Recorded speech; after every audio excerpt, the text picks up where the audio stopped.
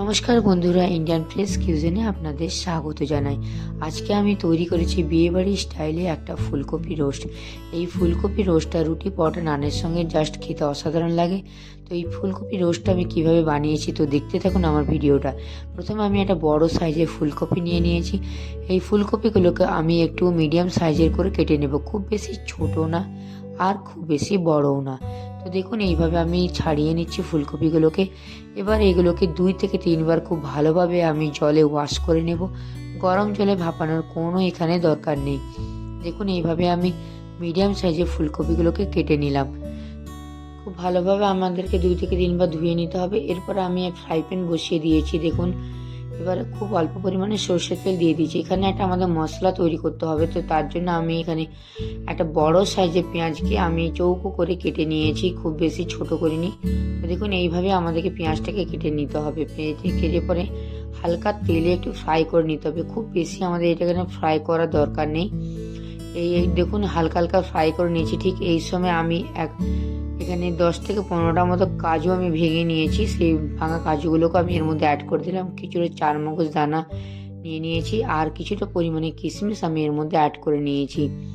এইটা একটু হালকা আমি ফ্রাই করে নিচ্ছি। এগুলোকে ফ্রাই করে নেবার পর আমি অল্প পরিমাণে জল দিয়ে দিচ্ছি। এটাতে গ্রেভিটা খুব ভালো রিচ, একদম টেস্টি গ্রেভি হয়ে থাকে। আর 4টা লঙ্কা আমি কাঁচা লঙ্কা চিড়ে এর মধ্যে দিয়ে দিয়েছি। এর কাঁচা ভাবটা চলে যাওয়ার জন্য আমি এটাকে 2 থেকে 3 মিনিটের জন্য ফুটিয়ে নেব হাই ফ্লেমে। এবার সম্পূর্ণ ঠান্ডা করে এটাকে আমরা গ্রাইন্ডারে একদম মিহি একটা পেস্ট কিন্তু তৈরি করে নেব। এবার সেম ওই ফ্রাই প্যানে আমি সর্ষের তেল অ্যাড করে দিচ্ছি পরিমাণ মতো। এই ফুলকপি যেগুলো আমি ধুয়ে রেখেছিলাম সেই ফুলকপিগুলোকে আমাদেরকে সেমি ফ্রাইড করে নিতে হবে। একদিকটা লালচে হয়ে ভেজে নেওয়ার পর আমাদেরকে দুদিকটা উল্টে পাল্টে লালচে লালচে করে ভেজে নিতে হবে। 50%-এর মতো ফুলকপিগুলোকে আমাদের এখানে ফ্রাই করে নিতে হবে। তো দেখুন এইভাবে দুদিকটা আমরা ফুলকপিগুলোকে লালচে লালচে ভেজে নিচ্ছি। ঠিক সেই সময় সমপরিমাণে একটু নুন আমি অ্যাড করে দিচ্ছি। নুনটা এর মধ্যে ঢুকে গেলে ফুলকপিগুলো খেতে খুব ভালো লেগে থাকে, সেই জন্য নুন দিয়ে আমি এটাকে ভেজে নিলাম। সব ফুলকপিগুলো আমাদের 50% মতো ভাজা হয়ে গেছে। এবার ওই তেলে আমি এক টুকরো দারচিনি অ্যাড করে দিলাম। দারচিনিটা ফ্রাই হয়ে গেলে মশলাটা যে তৈরি করে রেখেছিলাম সেই মশলাটা এর মধ্যে দিয়ে দিলাম। এবার আমাদেরকে এখানে মনে রাখতে হবে হাই ফ্লেমে এই মশলাটাকে আমাদেরকে কিন্তু কষাতে হবে। দেখুন হাই ফ্লেমে আমি এই মশলাটাকে কষিয়ে নিচ্ছি কিছুক্ষণের জন্য। ঠিক কষানোর সময় আমি এখানে কিন্তু কোনো আদা রসুন এখানে পেস্ট করিনি, তাই আদা রসুন পেস্টটা আমি এখানে আলাদাভাবে করে নিয়েছিলাম। এক টুকরো আদা 8 থেকে 10টা রসুন আমি এইটাকে পেস্ট করে নিয়েছিলাম আলাদাভাবে। আর এই পেস্টটা আমি এর মধ্যে অ্যাড করে দিচ্ছি। খুব একটা বড় সাইজে ফুলকপি আছে, সেই জন্য রসুনের পরিমাণটা একটু আমাদের এখানে বেশি লাগবে। তো দেখুন আমি এখানে অ্যাড করে দিলাম। এবার এটাকে একটু কষিয়ে নেব যতক্ষণ না তেল ছেড়ে বেরিয়ে আসে। ঠিক এই সময় আমি জিরে পাউডার 1 চামচ ধনে পাউডার আর পরিমাণ মতো আমি একটু নুন অল্প পরিমাণে আমি এখানে দিয়ে দিলাম। এবার এটাগুলোকে দিয়ে পরে আমাদেরকে হাই ফ্লেমে কষিয়ে নিতে হবে যতক্ষণ না এর থেকে তেল ছেড়ে বেরিয়ে আসছে আর এই কালারটা একটু চেঞ্জ হয়ে যাচ্ছে। দেখুন প্রায় আমাদের কষানো হয়ে গেছে। এবার আমি এখানে 2 চামচের মতন এখানে টক দই আমি এর মধ্যে অ্যাড করে দিচ্ছি। এই টক দইটা দিলে একদম খুব ভালো একটা ক্রিম ফ্লেভার চলে আসে আর খেতে খুবই অসাধারণ দুর্দান্ত লেগে থাকে। 2 চামচের মতো টক দই দিয়ে দিয়েছি।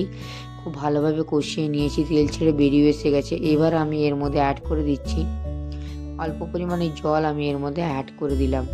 দেখুন এই জলটাকে দিয়ে দেওয়ার পর এই যে ফ্লেভারটাকে যে ফুটে বেরিয়ে আসবে তার জন্য আমাকে এখানে 2 মিনিটের জন্য আমাদেরকে ঢেকে পরে এটাকে সেদ্ধ করতে দিতে হবে। তো দেখুন 2 মিনিটের জন্য আমি এটাকে ঢেকে দিচ্ছি। যে ফ্লেভারটা ছেড়ে বেরিয়ে আসবে মশলাটা এই গ্রেভিটার মধ্যে, সেই জন্য 2 মিনিটের জন্য জাস্ট ঢাকা দিয়ে আমি এটাকে ফুটিয়ে নিলাম।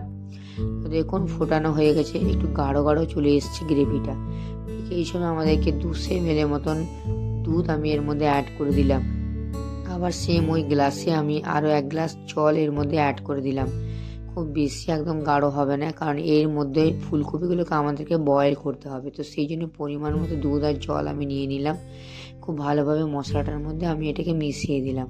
এবার আমি যে ফুলকপিগুলোকে ভিজিয়ে রেখেছিলাম সেই ফুলকপিগুলো আমি এই মশলাটার মধ্যে এই গ্রেভিটার মধ্যে অ্যাড করে দিচ্ছি। এই ফুলকপিগুলোকে অ্যাড করে দেওয়ার পর আমাদেরকে কিন্তু এটাকে মিডিয়াম ফ্লেমে রেখে ঢাকা দিয়ে পরে 15 মিনিটের জন্য আমাদেরকে এটাকে বয়েল করতে দিতে হবে। তো দেখুন এইভাবে সমস্ত ফুলকপিগুলোকে গ্রেভির মধ্যে আমি ঢেলে দিয়েছি আর এরপর আমি ঢাকা দিয়ে দিচ্ছি। ঢাকা দিয়ে পরে আমি এটাকে একদম মিডিয়াম ফ্লেম কিন্তু করে দেবো, করে 15 মিনিটের জন্য ফুটতে দিয়ে দেবো। তো দেখুন, এই সময় আপনাদেরকে কিন্তু একদম মনে রাখতে হবে, মাঝখানে একবার 10 মিনিট বাদে আপনারা চেক করে নিতে পারেন যে আপনাদের ফুলকপিটা কতটা সেদ্ধ হয়ে গেছে, নাহলে একদম গলে গেলে সেইটা খেতে ভালো লাগে না। আপনাদের ওই 90% মতন সেদ্ধ হয়ে গেলে খুব ভালো লাগে, একদম গলাটা সত্যি খেতে ভালো লাগে না। তো দেখুন, আমাদের 15 মিনিট বাদে আমি আপনাকে দেখিয়ে দিচ্ছি, ফিরে আসি। দেখুন কালারটা কত সুন্দর, ফুলকপি রোস্টের কালারটা চলে এসেছে। এবার আমি নামাবার আগে এখানে 1 চামচের মতো গরম মশলা গুঁড়ি আমি ওপর থেকে ছড়িয়ে দিলাম। তো তৈরি হয়ে গেল আজকের আমাদের বিয়েবাড়ি স্টাইলের ফুলকপি রোস্ট। এটা রুটি, পরোটা, নানের সঙ্গে খেতে দুর্দান্ত লেগে থাকে, বা যে কোনো ভাতের সাথেও এটা খেতে আপনারা পারেন। তো এই বিয়েবাড়ি স্টাইলে ফুলকপি রোস্টটা কত কম সময়ের মধ্যে একদম দুর্দান্ত দেখুন তৈরি হয়ে গেল। আশা করি আজকের ভিডিওটা আপনাদের অত্যন্ত ভালো লেগেছে।